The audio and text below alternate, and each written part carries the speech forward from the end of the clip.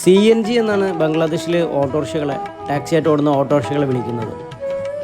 പച്ച നിറത്തിലെ ഈ CNGകൾ പൂർണ്ണമായിട്ടും ഇരുമ്പ് കൊണ്ട് ഗ്രില്ല് ചെയ്തതായിരിക്കും. അതിന് പിന്നിലൊരു സംഭവമുണ്ട്.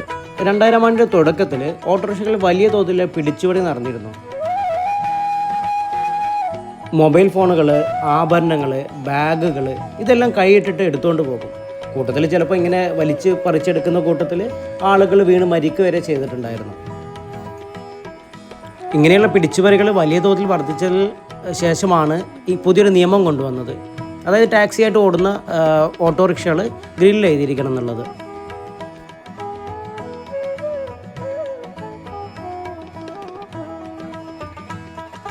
ഗ്രേ നിറത്തിലുള്ള സ്വകാര്യ ഓട്ടോകൾക്ക് ഇങ്ങനെ ഗ്രില്ല് ചെയ്യണമെന്ന് നിർബന്ധമില്ലെങ്കിലും പിടിച്ചുപറി ഭയന്നാണ് അവരും ഗ്രില്ലിടുന്നുണ്ട്.